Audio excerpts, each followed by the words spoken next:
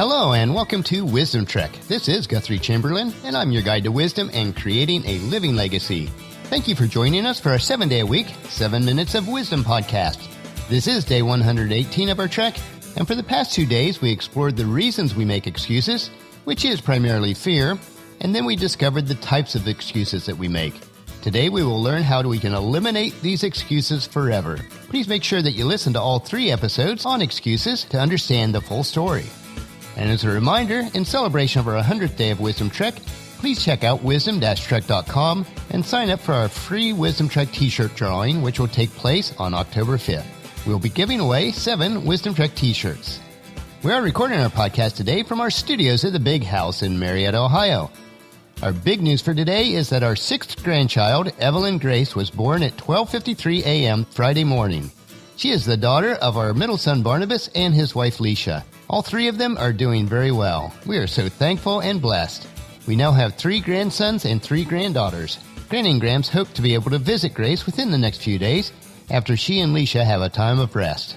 We did drive up to Marietta today and will be here for about 10 days with several planned activities. First one is Hazel's first birthday is Saturday. And then our nephew Caleb Chamberlain is getting married on October 3rd in Lancaster, Ohio. So we'll be able to attend his wedding also. In addition to that, I will be continuing on our renovations.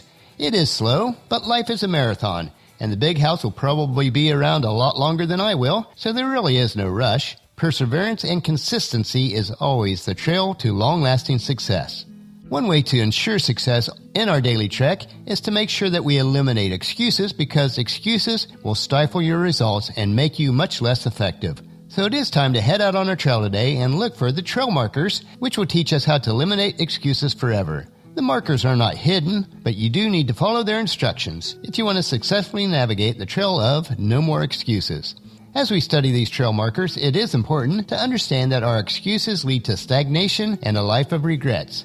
Moreover, success in any field of endeavor requires a period of discomfort where we must venture into unfamiliar territories, never knowing what to expect. So let's get started. Trail marker number 1, avoid making comparisons. Making comparisons between yourself and others will often make you feel disheartened if you are unable to live up to people's standards of achievements. Instead, only compare yourself to your best self. No other comparisons are necessary. If through your highest efforts you surpass your personal best, then that's good enough, at least until your next attempt. Trail marker number 2, avoid dwelling on the past. The moment we begin dwelling on our past or our failures is the moment we begin experiencing the emotion of regret.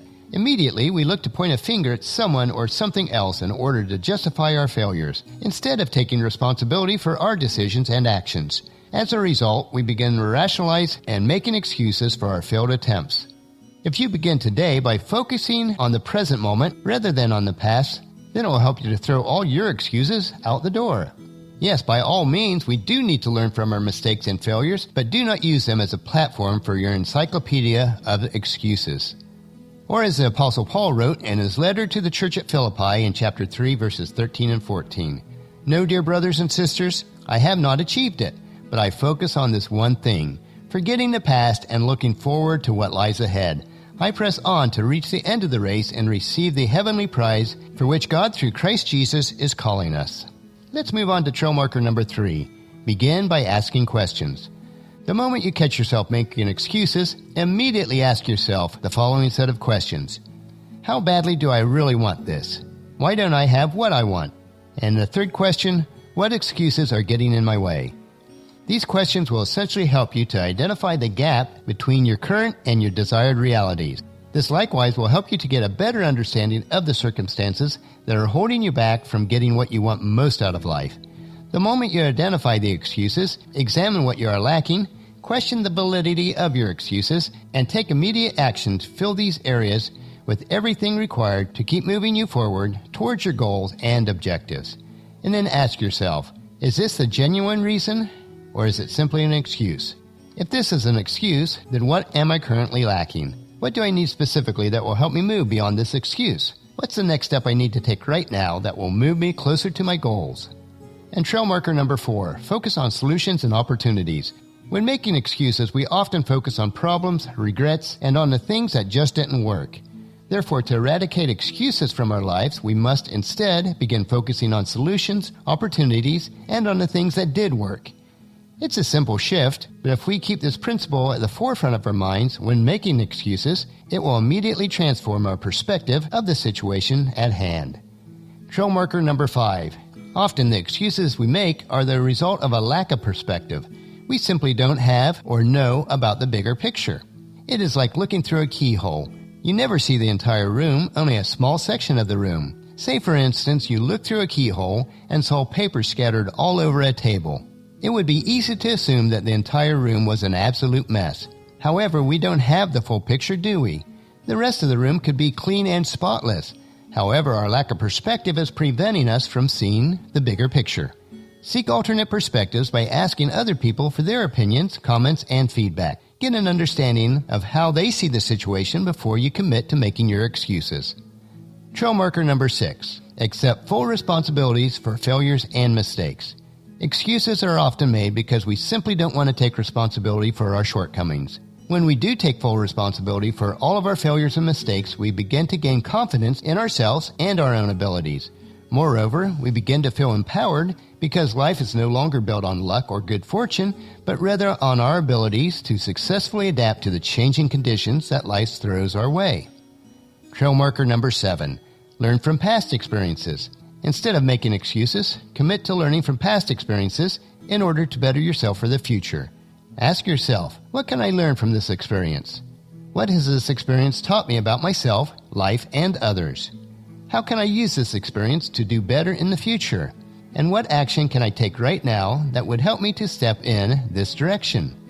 Trail marker number 8. Focus on your strengths. When making excuses, we often focus on how inadequate and incapable we are. This limits our focus and brings to light all of our weaknesses. To counter this, we should focus instead on our strengths and how we can use them to make the best of every situation. And our final one, trail marker number 9, cultivate 4 critical qualities. Finally, to overcome your excuses, always cultivate patience, optimism, confidence, and persistence. And if you must make excuses, then at least keep them private. Nobody likes to be around people who can't take responsibilities for their decisions and actions. Sometimes we get so absorbed in making excuses about things that we forget to focus on making the best of every situation, no matter what the outcome. And now that we've studied the 9 trail markers that taught us how to eliminate excuses from our lives, join us tomorrow for another day of Wisdom Trek, Creating a Legacy. We've covered a lot of ground over these last 3 days with many details. I would suggest visiting wisdom-trek.com to review the journals there. Starting tomorrow, we will mix into some of our daily treks with a detailed commentary on what is referred to the ultimate book of wisdom, which is the book of Proverbs. Well, that'll finish our podcast for today. Remember to listen to your daily dose of wisdom on wisdom-trek.com, iTunes, Stitcher, SoundCloud, Spreaker, or YouTube. And please share Wisdom Trek with your family and friends so that they can come along with us each day. The journal for today's trek can be found at wisdom-trek.com. I would appreciate it if you would leave notes or comments on any of the daily episodes. Thank you for allowing me to be your guide, your mentor, but most important of all, your friend, as I serve you through this daily Wisdom Trek podcast and journal each day. As we take this trek together, let us always live abundantly or fully, love unconditionally, listen intentionally, learn continuously, lend to others generously, lead with integrity, and leave a living legacy each day. This is Guthrie Chamberlain reminding you to keep moving forward, enjoy your journey, and create a great day every day. See you tomorrow.